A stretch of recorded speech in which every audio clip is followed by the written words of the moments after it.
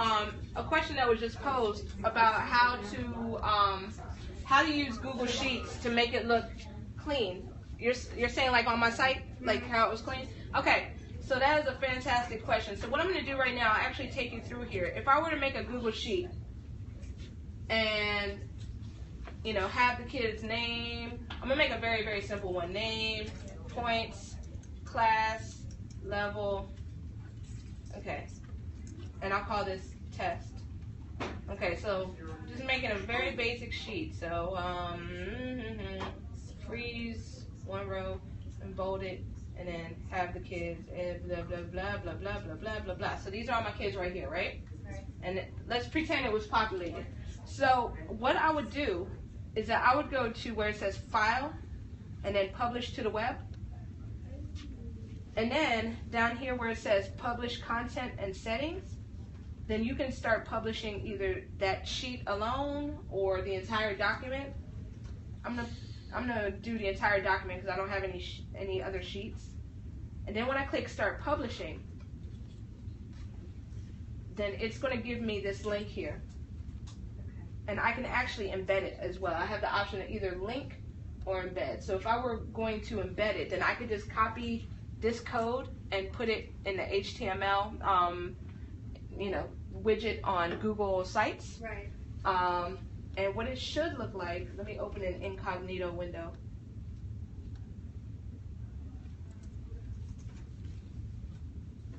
When it embeds, then it should look like this. So it'll be a lot cleaner. Okay. Yeah. So do you just have it sorted so that your leader constantly stays at the top? Like, yes. And then it just keeps that live feed going? Absolutely. Absolutely. Instead of you having to constantly like really go in and update your website, you just have to update the spreadsheet and it does it all. Exactly. Exactly. So it takes me probably about, I want to say 10 minutes a day for the gamification part, thanks to Chris's sheet, because he has an app that goes along with it that's just like a Google script. And what it does, you just kind of click the kids' names and you put how many points you want it to, you know, add or subtract or whatever, and then you just press a button and boom, it automates it. So it's pretty cool. It's pretty cool, and it definitely beats having to go in and, you know, hand do it every time. Let me go back up to the front. Okay. Well, all right. So let's see here. So we have over here system of earning points by doing extra assignments. So this is great. Bless you. All right. And how challenging is it to track student data? So yeah, that kind of goes to it. You know, I just pretty much do it in Class Dojo, go to the spreadsheet, the same points, I just write down, okay, 259, 258, blah, blah, blah, blah, blah, and then, you know, I run the script for the spendable points, and 10 minutes, it's done. So it's not too bad. Not too bad.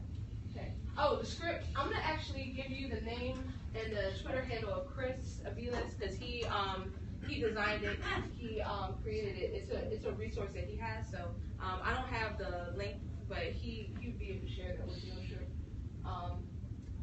Or tell you how to get there.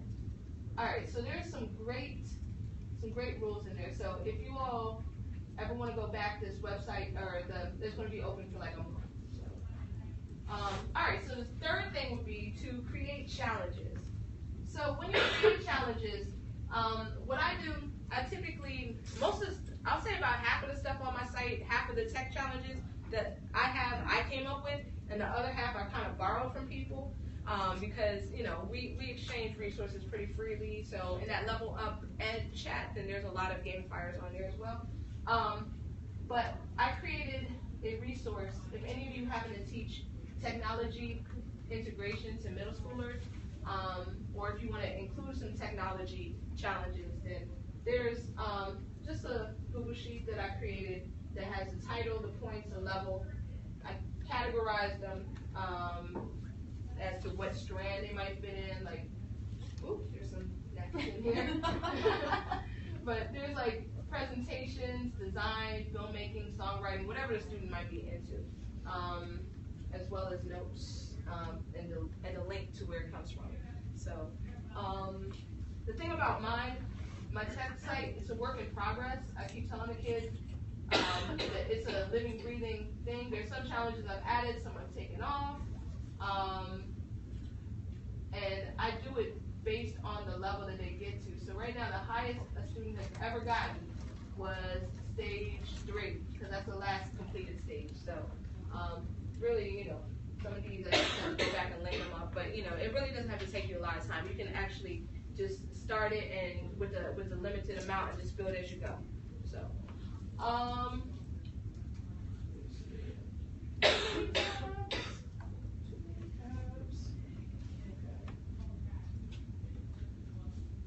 there we go. Hand-eye coordination. All right. Step 4 would be to create the leaderboard. So you can create a leaderboard very easily through Google Sheets. You can, just like how I've done, you can even do it directly on the site with the table feature, as I did in the first example. You can even take snapshots of Class Dojo. If you use Class Dojo, that's what I do for like a Google Educator group that I run for this area, GDC metro area, quick plug. But pretty much, we were gamifying our professional learning by doing different challenges over the summer. We had like a flipping one where participants like made a video that they could use in their class. We had like, you know, lots of different things, and we would keep track of the points. So what I did, just to show the leaderboard, I would just snap a picture of it, do like a screenshot on my Mac, and post it into the group in the Google community. So it can be that simple, and you can just post that screenshot on Google Classroom or whatever you use. So let's see here. Go back. Okay, so leaderboard, it could be based on your XP. It's usually based on your XP. You can have individual points, or you can even do the guild points, like the squad points, just as we've seen before. Now, there's also the element of badges, and to be quite honest, for badges, I could do a whole different workshop on badges, but badges is kind of like another camp. You could do a leaderboard, or you can do badges, or you can do both. Okay. So badges is very similar to like Girl Scout, Boy Scout badges that y'all might have gotten. If you do something great, get a badge. Here you go. So you can do them physically, you can do them virtually. Great site is Credly. I'll write this on the board. Oh, no, it's on here. So, badges.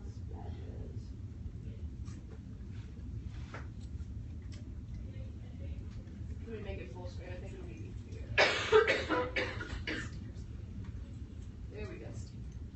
Okay, so this is Credly over here. These badges that you can make on Credly are just incredible. Pardon the pun, but you can design them any way that you want to. It'll take you like 30 seconds to make a badge. Like if you have a badge for like book reader, good book reader or something like that. Like if a kid has read 10 books or something like that, and you want to make a badge, you can do so very, very simple on very simply on Credly.com, and it's really cool, really easy to use. Matter of fact, let me actually show you Credly. I think we have a couple minutes. Okay. Credly.com. So you can sign into Credly with either your Facebook or your LinkedIn. I'm signed in with my LinkedIn, and I can give new credits. I'm just going to create a badge right now.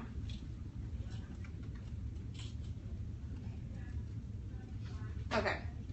So I'm going to customize this blank slate. What shape should we use? Shield? All right, let's go with shield. Which icon would you all like me to use? The camera. Camera, great. And there's a bunch more under see more, but let's just go with this. All right. Slingshot.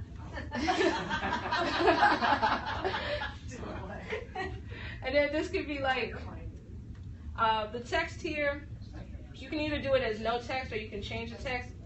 I'm gonna put it as Selfie Mafia, because that's what I called one of my groups of students who used to be really into the photography aspect. They would just sit in the back and just take pictures of themselves. So that's where a lot of the photography challenges came from.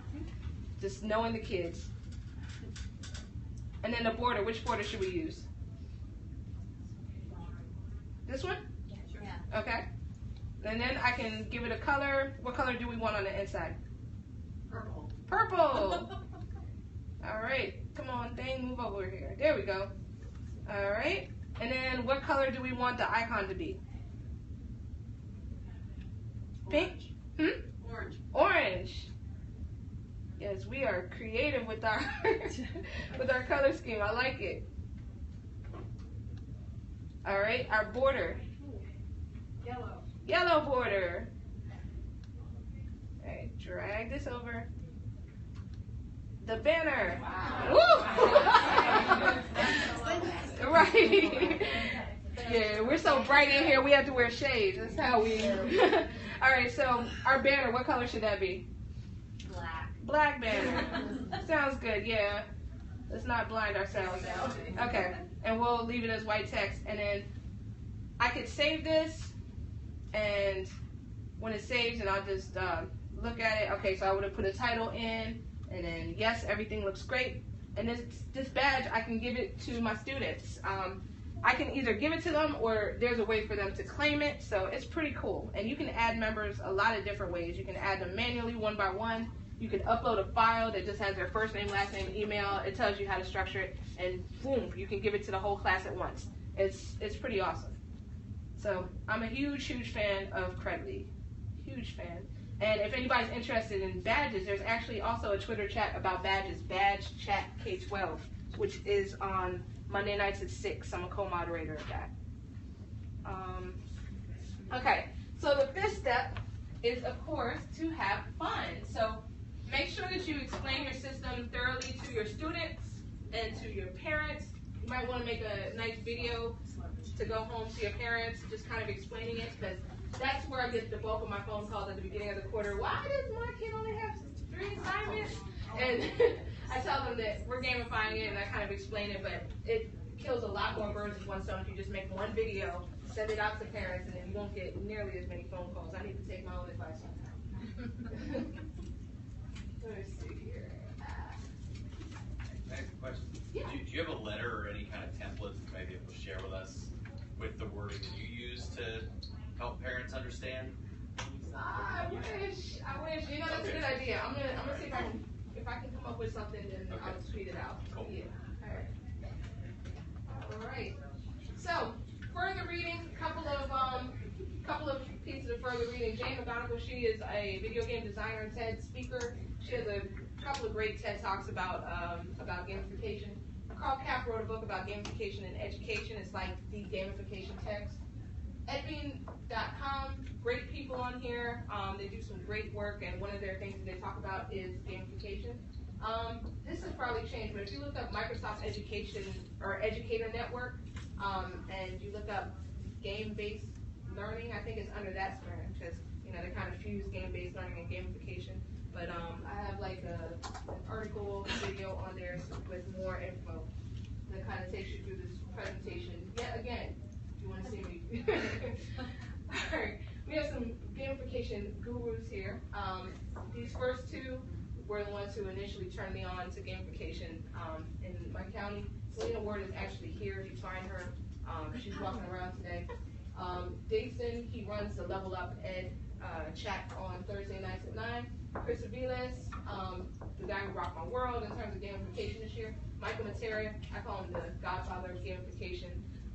He just has so many great resources, part of EdB and all of that. And Chris Aviles was the one that has the spreadsheets and stuff. Yep, he's the man. And I think he's actually watching today with Periscope. All right, so case studies, you can click on that if you're interested, but it just kind of gives you a few teachers who are gamifying and what their sites look like. And if you ever want to connect, I love to connect with people, particularly regarding gamification, flipped classroom, just global collaboration, anything like that. So this is my Twitter info, my website, blog, and a plug once again for our Google Educator group in the DC metro area.